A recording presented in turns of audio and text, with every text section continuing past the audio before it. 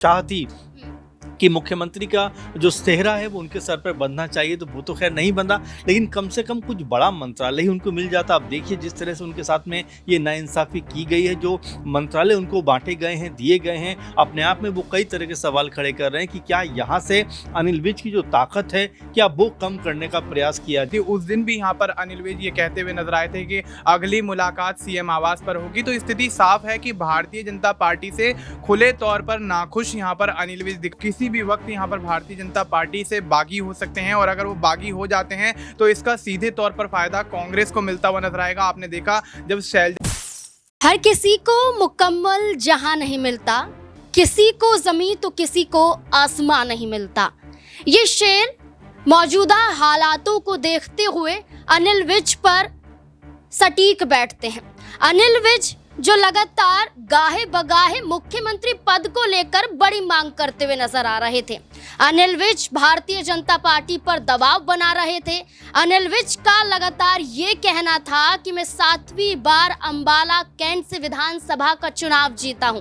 लगातार देखा जाए तो अनिल विज भारतीय जनता पार्टी के लिए अहमियत रखते हैं, लेकिन आज जिस तरीके से मंत्रालयों का बंटवारा हुआ है, इससे अंदाजा लगाया जा सकता है कि अब भारतीय जनता पार्टी में अनिल विज की कोई जगह नहीं है। आपको बता दें कि मंत्रालयों के बंटवारे के साथ देखा जाए तो अनिल विज के खाते में श्रम विभाग, बिजली विभाग और ट्रांसपोर्ट विभाग आता है। तो वहीं दूसरी तरफ देखा जाए तो अनिल विज का कद तो कम हो रहा है, लेकिन गुरुग्राम से सांसद और केंद्रीय राज्य मंत्री की बात करें, राव इंद्रजीत सिंह की बेटी आरती राव सिंह पहली बार चुनाव लड़ती हैं। विधानसभा का अटेली से चुनाव जीतकर बड़ा विभाग पा लेती हैं। स्वास्थ्य विभाग आरती राव सिंह को सौंप दिया जाता है, और जो विभाग अनिल विज के पास मौजूद था वो विभाग छीनकर खुद मुख्यमंत्री नैब सिंह सैनी अपने पास रख लेते हैं। इस आधार पर कहा जा रहा है कि अब अनिल विज क्या करेंगे। एक तरफ तो मुख्यमंत्री की लालसा रखे हुए थे, दूसरी तरफ दावा कर रहे थे कि भारतीय जनता पार्टी में कद्दावर नेताओं में गिने जाते हैं। वहीं तीसरी तरफ देखा जाए तो जो विभाग उनके पास था वो बड़े विभाग भी अनिल विज से छीन लिए जाते हैं। अब मात्र एक विभाग यहाँ पर सौंप दिया जाता है, 3 विभाग यहाँ पर सौंप दिए जाते हैं अनिल विज को, लेकिन इसके अनुसार ये देखा जा रहा है कि अनिल विज का जो कद कुछ समय पहले था अब वो कम हो चुका है। इससे जुड़े हुए कई और तमाम सवाल यहाँ पर बनते हैं। न्यूज रूम में मौजूद हैं अमन सर, मेरे साथ मौजूद हैं, जानने की कोशिश करेंगे। अमन सर, जैसा कि देखा जाए कि अनिल विज एक तरफ ये कह रहे थे कि भारतीय जनता पार्टी अगर मुझे चपरासी भी बनाएगी तो मैं इस काम को शिद्दत के साथ करूंगा। वहीं अनिल विज को ये उम्मीद ज़रूर थी कि ये आखिरी मौका है मेरे लिए, अगर भारतीय जनता पार्टी मुझे मुख्यमंत्री बनाती है तो एक सपना पूरा होगा। अनिल विज का सपना भी टूटता है और विभाग भी छिनता है, क्या कहेंगे इस पर आप? देखिए, बिल्कुल सही कहा आपने, क्योंकि अनिल विज जैसा नाम है और जिस तरह की राजनीति उनकी रही है, 6-7 बार विधायक रहे हैं, और इससे पहले अगर देखा जाए 2014 और 19 की बात करें, स्वास्थ्य मंत्रालय, राज्य के गृह मंत्री वो रह चुके हैं, यानी बड़े बड़े ओहदों पर उन्होंने काम किया, दोनों बार खट्टर सरकार में। लेकिन जैसे नायब सैनी सरकार आती है 5-6 महीने के लिए, पिछली बार एक तरीके से अनिल विज को दरकिनार कर दिया जाता है। आपको याद होगा कि जब मीटिंग हो रही थी उसमें ये बात कही जा रही थी कि भाई मुख्यमंत्री कौन होना चाहिए, और जब एक फैसला किया जाता है कि भाई नायब सिंह सैनी को मुख्यमंत्री बनाया जाए तो अनिल विज बहुत नाराज़ हो जाते हैं, बहुत खफा हो जाते हैं। अपनी पार्टी का जो रवैया है उससे बिल्कुल भी उनको कह सकते हैं खुशी नहीं होती, उठकर मीटिंग से चले जाते हैं घर अपने। तो यहाँ पर देखने वाली बात ये थी कि उनको कहीं ना कहीं मुख्यमंत्री बनने की चाह थी कि भाई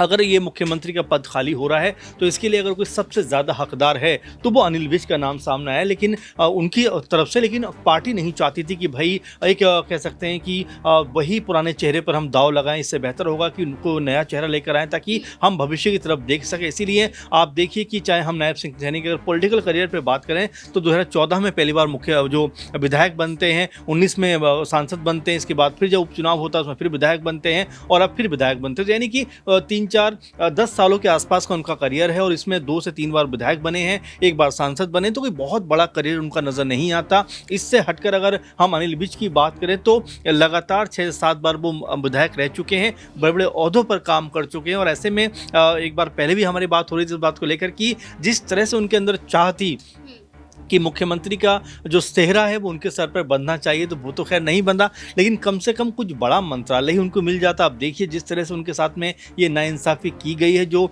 मंत्रालय उनको बांटे गए हैं, दिए गए हैं, अपने आप में वो कई तरह के सवाल खड़े कर रहे हैं कि क्या यहाँ से अनिल विज की जो ताकत है क्या वो कम करने का प्रयास किया जा रहा है। ये अपने आप में बड़ा सवाल बन जाता है, क्योंकि एक तो अनुभव में पहले ही उनसे कम नायब सिंह सैनी के अंडर में रहकर उनको काम करना पड़ेगा, दूसरा कि ऐसे अगर मंत्रालय वो संभालेंगे तो क्या उनको पहले से खबर थी, क्योंकि पहले उन्होंने ये बात कही थी कि अगर बीजेपी चाहेगी तो मैं चपरासी का भी काम करता हुआ नजर आऊंगा। तो ऐसे में उनके हिस्से में जो मंत्रालय आए हैं, अब सवाल ये उठता है कि क्या वाकई में उनकी ताकत को कम करने के लिए ऐसा किया गया, क्योंकि अगर आप देखें तो कई अहम मंत्रालय खुद नायब सिंह सैनी ने अपने हिस्से में रखे हैं। 12 के आसपास मंत्रालय उनके पास नजर आते हैं, और इसमें आई थिंक वित्त मंत्रालय भी उनके है, शायद गृह मंत्रालय भी उनके पास में। तो आप समझ सकते हैं जो बड़े बड़े मंत्रालय हैं वो नायब सिंह सैनी ने अपने पास रखा है, ताकि ताकत को अपने आसपास वो रख सकें। ऐसा ना हो कि अनिल विज को अगर ज़्यादा ताकतवर बना दें तो कहीं वो उनके ऊपर हावी होते हुए नजर आ जाएं। और देखिए इसमें एक और महत्वपूर्ण पहलू भी है कि जिस तरह से हमने देखा है कि बीजेपी ने,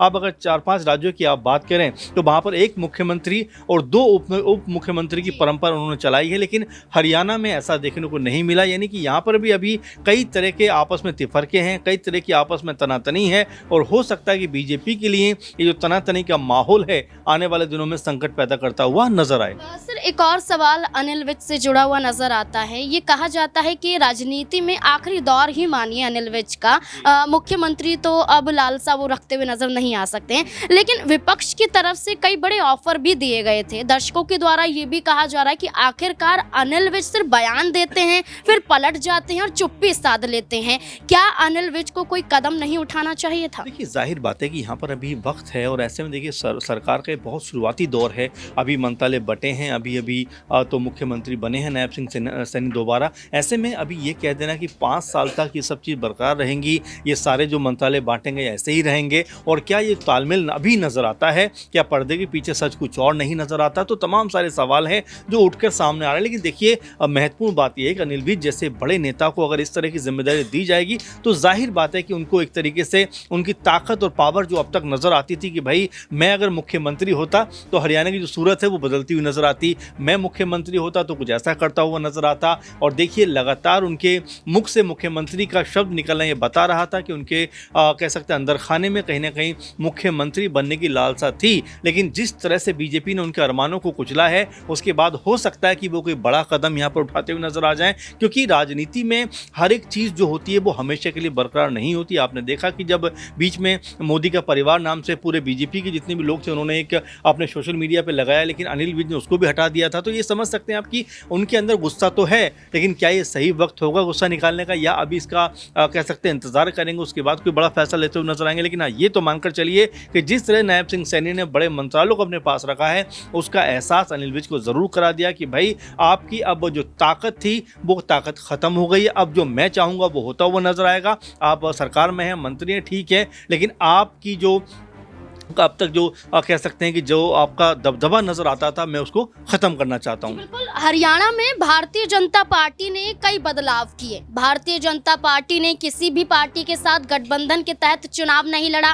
भारतीय जनता पार्टी इस बार अपने तमाम निर्दलीय और सहयोगियों की बात करें, उन्हें भी कहीं ना कहीं दरकिनार करते हुए नजर आए। इसके साथ साथ ये भी कहा जा रहा था कि हरियाणा में भी 2 उप मुख्यमंत्री तय हो सकते हैं, लेकिन ऐसा नहीं होता है। अब नायब सिंह सैनी की बात करें तो बड़े बड़े विभाग वो अपने जिम्मे ले लेते हैं। आखिरकार जब मनोहर लाल खट्टर मुख्यमंत्री की कुर्सी पर थे तो अनिल विज को गृह मंत्रालय भी मिला था, गृह राज्य मंत्रालय यहाँ पर उन्हें दिया गया था। स्वास्थ्य विभाग का जिम्मा भी यहाँ पर अनिल विज ने संभाला है। लेकिन आखिरकार क्या नायब सिंह सैनी का ये कदम उठाना क्या अनिल विज पर अब भारी पड़ता हुआ नजर आ सकता है? मनीष मेरे साथ मौजूद है, जानने की कोशिश करेंगे। क्या लगता है मनीष की कम से कम वो विभाग तो देना ही चाहिए था अनिल विज को जो पिछले दौरान यहाँ पर उनके पास था, गृह विभाग? क्या लगता है कि वो विभाग भी छीन लेना क्या नायब सिंह सैनी ने एक बड़ा वो कदम उठा दिया है जिससे नाराजगी का दौर बढ़ सकता है? जी बिल्कुल नाज़मीन, यहाँ पर आपने जिस तरीके से बताया और हमने देखा कि पिछली सरकार में यानी कि मनोहर लाल खट्टर की सरकार में अनिल विज के पास गृह और वित्त विभाग भी थे, स्वास्थ्य विभाग था। तो कहीं ना कहीं देखा जाए तो जिस तरीके से यहाँ पर अनिल विज को जिस तरीके से वित्त विभाग सौंपा गया है और गृह विभाग से उनको वंचित रखा गया है, तो अब उसको लेकर हो सकता है अनिल विज बागी होते हुए नजर आएँ। और लंबे अरसे से आपने देखा कि मतदान की गिनती जिस दिन होनी थी, मतगणना जिस दिन होनी थी, उस दिन भी यहाँ पर अनिल विज ये कहते हुए नजर आए थे कि अगली मुलाकात सीएम आवास पर होगी। तो स्थिति साफ है कि भारतीय जनता पार्टी से खुले तौर पर नाखुश यहाँ पर अनिल विज दिखाई दे रहे हैं और उनका नाखुश होना ये इशारा करता है कि आगामी समय में वो किसी भी वक्त यहाँ पर भारतीय जनता पार्टी से बागी हो सकते हैं। और अगर वो बागी हो जाते हैं तो इसका सीधे तौर पर फायदा कांग्रेस को मिलता हुआ नजर आएगा। आपने देखा जब शैलजा यहाँ पर नाराज चल रही थी कांग्रेस पार्टी से, भूपेंद्र सिंह हुड्डा से, तो यहाँ पर नायब सिंह सैनी और मनोहर लाल खट्टर मुख्य भूमिका निभाते हुए नजर आए थे। उनको अपने पाले में लेने के लिए उनके पक्ष में यहाँ पर बातचीत करते हुए नजर आए थे, उनके फेवर में यहाँ पर बयानबाजी करते हुए नजर आए थे, उनको अपने पाले में खींचने के लिए पूरी यहाँ पर जद्दोजहद में लगे हुए थे। लेकिन शैलजा ने साफ तौर पर कह दिया कि मैं कांग्रेस की थी और कांग्रेस में ही हूँ और कांग्रेस की ही रहूंगी। तो स्थिति साफ है कि भारतीय जनता पार्टी पूरी यहाँ पर फायदा उठाने की कोशिश करती रही, कांग्रेस के अंदर अंतर कलेगा। अब देखिए आप किस तरह से चुनावी परिणाम आ जाते हैं, मंत्री पद यहाँ पर बांट दिए जाते हैं, उसके बावजूद यहाँ पर अनिल विज को एक छोटा सा विभाग यहाँ पर सौंप देना कहीं ना कहीं एक बड़ी यहाँ पर जंग को एक जन्म देता हुआ नजर आएगा। और ये सियासी जंग कहीं ना कहीं भारतीय जनता पार्टी के लिए और अनिल विज की नाराजगी बहुत ही ज्यादा नायब सिंह सैनी और भारतीय जनता पार्टी दोनों के लिए यहाँ पर भारी पड़ती हुई नजर आ सकती है। देखिए बिल्कुल, अगर हम अनिल विज से अलग हटकर बात करें तो राव नरबीर सिंह को उद्योग और पर्यावरण विभाग सौंपा जाता है। श्रुति चौधरी का अगर हम जिक्र करें, किरण चौधरी की बेटी, उन्हें महिला एवं बाल विकास मंत्रालय सौंपा जाता है। सिंचाई एवं जल विभाग भी उन्हें दिया जाता है। लेकिन अगर हम आरती राव सिंह की बात करें तो आरती राव सिंह राव इंद्रजीत सिंह की बेटी हैं, पहली बार चुनाव लड़ती हैं, एक बड़ा विभाग उन्हें सौंप दिया जाता है। क्या राव इंद्रजीत सिंह से डरी हुई भारतीय जनता पार्टी नजर आती है कि अगर राव इंद्रजीत सिंह की नाराजगी बड़ी बगावत हुई तो भारतीय जनता पार्टी की सरकार सत्ता से हटती हुई नजर आएगी? राहुल मेरे साथ मौजूद है, जानने की कोशिश करेंगे कि वो क्या सोचते हैं आखिरकार विभाग बंटवारों को लेकर। क्या लगता है राहुल, स्वास्थ्य विभाग आरती राव सिंह को सौंप दिया जाता है और अनिल विज को यहाँ पर एक तरीके से श्रम विभाग सौंप दिया जाता है, इसके अलावा अन्य विभाग भी सौंपे जाते हैं। जो कद था अनिल विज का कम तो हुआ है, लेकिन आरती राव सिंह का पहली बार में ही बढ़ जाता है, क्या कहेंगे? देखिए, ये एक बहुत बड़ी बात है कि जिस तरीके से विभागों का बंटवारा किया गया है, इस विभाग बंटवारे में एक चीज़ देखी जा रही है कि सबसे बड़ी ताकत नायब सिंह सैनी के पास दिखाई दे रही है। ये वही नायब सिंह सैनी है जिनके चेहरे पर हरियाणा का चुनाव लड़ा जाता है। और सबसे बड़ी बात है कि जब हम देख रहे थे कि हरियाणा में बीजेपी की सरकार बन गई थी तो सीएम चेहरे को लेकर काफ़ी ज़्यादा सस्पेंस भी बरकरार हो रहा था कि आखिरकार मुख्यमंत्री किसे बनाया जाए। लेकिन कहीं ना कहीं देखा जाता है कि दो बड़े चेहरों का जिक्र करना, दो नहीं तीन बड़े चेहरों का जिक्र करना इसमें ज़रूरी हो जाता है। पहले तो खुद अनिल विज ही हैं, राव इंद्रजीत भी आ जाते हैं, उनकी बेटी आरती राव भी आ जाती हैं। और सबसे बड़ी बात है कि अनिल विज ने जो पहले बयान हरियाणा विधानसभा चुनाव से पहले सीएम बनने को लेकर दिया था और उसके बाद हम देखते हैं कि वो अपने बयान पर अड़े हुए थे, लेकिन उनकी बातों को एक तरफ रखा गया और फिर ये बात निकलकर सामने आने लगी कि क्या उन्हें डिप्टी सीएम जैसा पद दिया जाएगा, वो भी होता नज़र नहीं आया। और जब विभागों का बंटवारा हो जाता है और विभाग बंटवारे में हम देखते हैं कि बहुत बड़ा झटका जो है वो लगता है अनिल विज को, क्योंकि अनिल विज की अगर मैं बात करूं तो जिस तरीके से यहाँ पर हम देख भी रहे हैं कि नायब सिंह सैनी के जो मंत्री हैं उनके विभागों का जो बंटवारा हुआ उसमें गृह और वित्त विभाग अपने पास जो है वो रखेंगे नायब सिंह सैनी, और विज को ऊर्जा और परिवहन विभाग दिए गए। यानी कि कुल टोटल अगर 12 विभागों की बात करें तो 12 विभागों का कार्यभार संभालेंगे नायब सिंह सैनी। और कहीं ना कहीं ये भी देखा जा रहा है कि आरती राव का जिक्र कर लेते। देखिए, राव इंद्रजीत का एक बहुत बड़ा प्रभाव हरियाणा के जो दक्षिण बेल्ट में हम देख रहे थे वहाँ पर देखने को मिलता। और ऐसे में खबर सामने आई कि क्या उनकी बेटी आरती राव को डिप्टी सीएम जैसा पद दिया जाएगा। उन्हें भी जो है अगर हम कहें तो कोई बड़ी जिम्मेदारी नहीं दी गई है।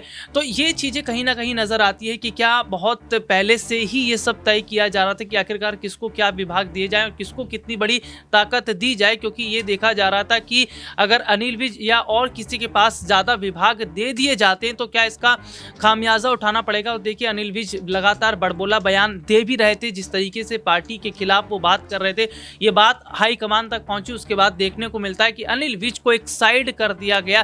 तो देखिए हरियाणा में जो मंत्रालय बांटे गए हैं, विभाग जो बांटे गए हैं, ये कहीं ना कहीं बताता है कि क्या आने वाले वक्त में ये जो मंत्री इनको जगह दी गई है, मंत्रालय जो दिया गया है, क्या इससे ये अगर खुश नहीं होते तो क्या नायब सिंह सैनी के खिलाफ ये जाते नजर आएंगे? और हरियाणा में जो सरकार बनी है ये क्या 5 साल तक चल पाएगी? ये एक बहुत बड़ा सवाल रहेगा।